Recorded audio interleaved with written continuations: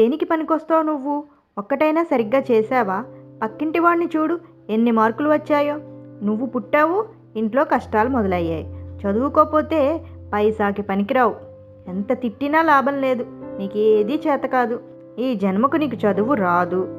ఎప్పుడూ తక్కువ మార్కులే నీకు. నువ్వేం చేస్తావో తెలీదు. నువ్వు ఇంజనీరో లేక లాయరో లేక డాక్టర్ కావాలి. అవ్వగలవా లేదా? నువ్వు బాగా చదవగలవా? ర్యాంక్ తెచ్చుకోగలవా? నీకంత సీన్ ఉందా లేదా? చెప్పు ముందు. Hello everyone, you are watching Shwetalekhya YouTube channel. ఇప్పటిదాకా కనుక నా ఛానల్ని సబ్స్క్రైబ్ చేసుకోకుండా చూస్తున్నట్లయితే వెంటనే సబ్స్క్రైబ్ చేసుకోండి. అలాగే పక్కనే ఉన్న బెల్ ఐకాన్ని క్లిక్ చేసి పెట్టుకోండి. ఇప్పుడైతే వీడియోలోకి వెళ్ళిపోదాం.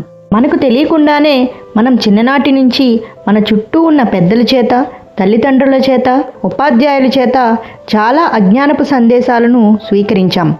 ఇలా అంటూ ఎన్నో విషయాలను వాళ్ళు మన మనసుల్లోకి చొప్పించి ఉంటారు. అందుకే మనమంతా వారి యొక్క ఆశయాలకు, ఆదర్శాలకు అనుగుణంగా ఉండలేక, అలాగని మనం అనుకున్న విధంగా జీవించలేక, అపరాధ భావంతో మరి అసంతృప్తితో బ్రతుకుతూ ఉంటాం.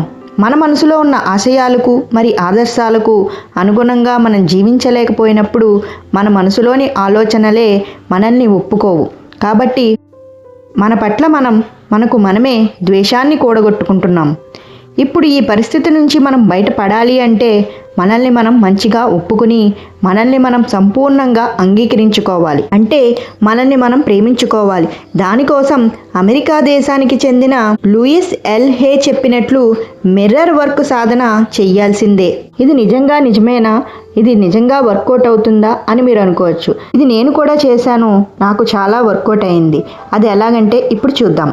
మొదట అద్దం ముందు నిలబడి మన ముఖంలోకి చూస్తూ మన కళ్ళల్లోకి కళ్ళు పెట్టి నన్నుగా ప్రేమిస్తున్నాను, ఐ లవ్ మై సెల్ఫ్ అని చెప్పుకోవాలి.